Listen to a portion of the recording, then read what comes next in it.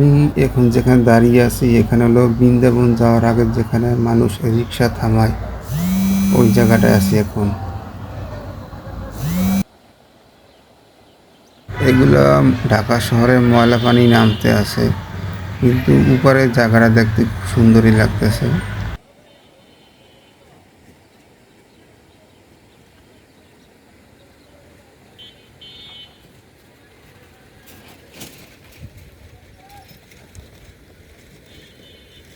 এই বৃন্দাবন আসলে মাঝে মাঝে মনে হয় গ্রাম অঞ্চলে আসি, কারণ গ্রাম অঞ্চলে কিছু আভাস পাওয়া যায় জায়গায় আসলে।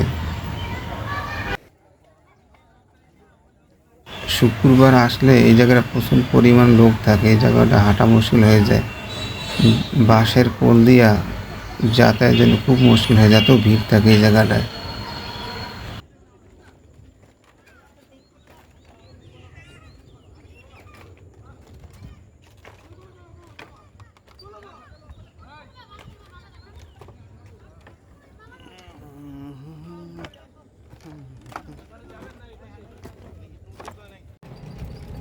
আমরা এখন বৃন্দাবন থেকে যাব উত্তরা খালপাড়।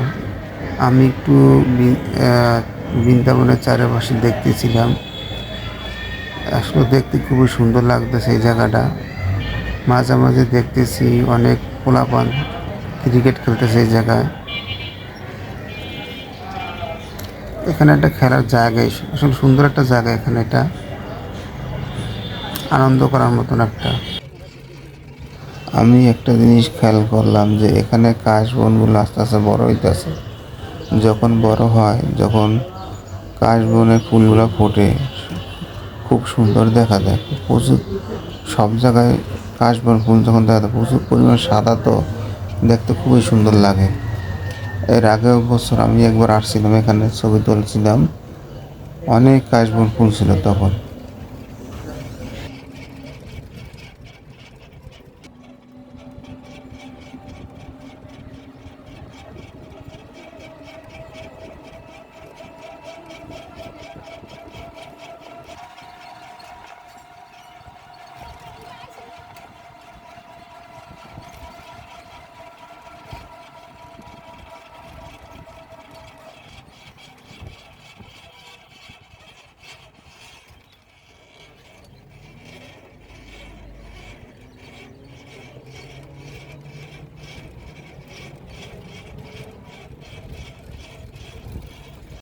আমি যখন যাচ্ছিলাম এই জায়গা দিয়ে, দেখেন আমার পশ্চিম সাইডে কত রকমের নার্সারি বাগান, এখানে কত রকমের আইটেমের ফুল গাছ আছে, এখানে বিভিন্ন রকমের গাছ।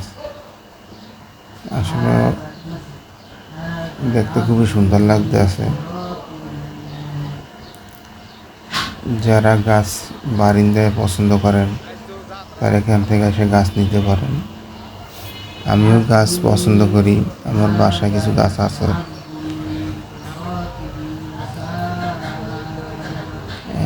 কিছু লোক দেখলাম এখানে গাছ কেনার জন্য আসছে। আসলে আমি যেহেতু অটো রিক্সা আছি, এজন্য ভালো করে দেখতে পারতেছি না।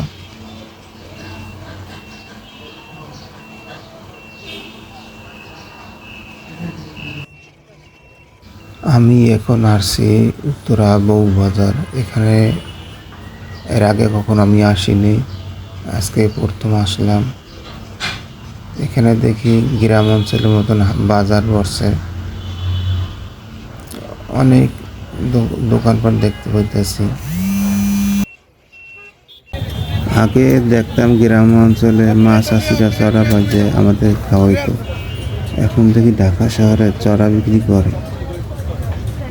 আবার এই সামনে দেখতেছি গরু মাংস কালাগুনা, হাঁসের মাংস কালাগুনা, সুইজাল, কত রকমের মাংস এখানে বিক্রি করতে আছে।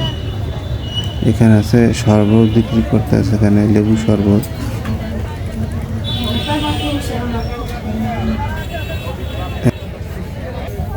এখানে আছে নিমকি, সিঙ্গারা, জিলাপি। আসলে সিঙ্গারা জিলাপি যে এখানে এত পরিমাণ চলে, এখানে না আসলে বুঝতেই পারতাম না মানুষ এত সিঙ্গারা খায়। আমরা আসছি এখন পিজার দোকানে, আমরা একটা পিজা খাবো, তাই দেখতেছি কোন সাইজের পিজা খাবো, আমাদেরকে দেখাচ্ছে কোনটা কোন সাইজে কত দাম। যেহেতু আমরা লোক 4 জন, তাই জন্য আমরা এল সাইজেরটাই নিব। এল সাইজের পিজার দাম হচ্ছে 640 টাকা।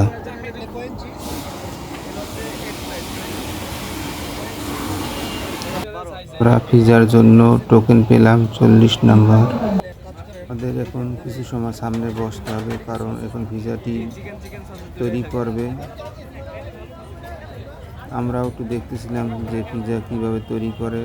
এই যে ভাইটি পিজা তৈরি শুরু করে দিছে, আমরাও দেখতেছিলাম কিভাবে তৈরি করে।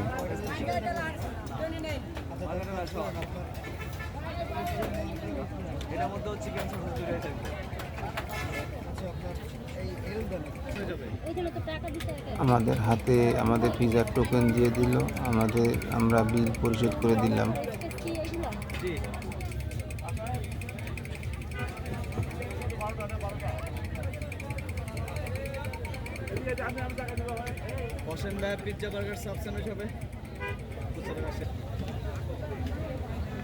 এই লার্কি চুলা দিয়েই আপনার পিজা ভাজবে। আমরা এটাই অপেক্ষা করতেছিলাম কীভাবে ভাজে, এটা দেখবো, আপনাদেরকে একটু দেখাবো, তাই এখানে দাঁড়িয়েছি। এই যে ছোটো সাইজে একটা পিজা ভাজতেছে।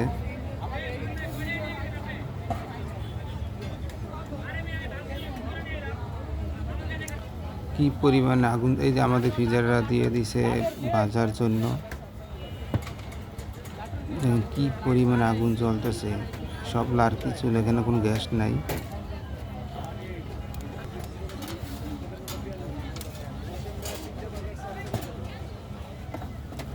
আমি যে পিজা ভাজে তাকে আমি জিজ্ঞাসা করলাম যে কত সময় লাগে এটা ভাজতে।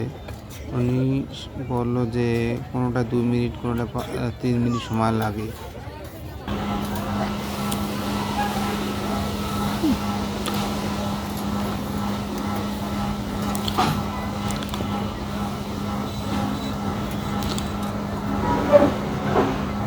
আর একটা পিজা এখানে তৈরি করে রেডি রাখছে আরেকজনের জন্য, এটাও ভাজবে আর কি। এই যে চুলা দিয়ে দিছে, আমাদেরটা ভাজা হয়ে গেছে অলরেডি, আমাদেরকে দিয়ে দেবে। এখানে কি পরিমাণ লোকজন দেখেন আপনারা, এখানে না আসলে বুঝতেই পারতাম না যে এখানে এত পরিমাণ লোকজন হয়। এটা আমাদের পিজা, দেখতে খুবই সুন্দর লাগতেছে।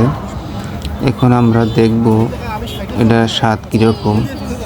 আমাদেরকে কেটে দিয়েছে, সসও দিয়েছে আর কি। আজকের ভিডিওটা এই পর্যন্তই। সবাই সুস্থ থাকুন, ভালো থাকুন, আল্লাহ হাফেজ। অবশ্যই চ্যানেলটি সাবস্ক্রাইব করবেন।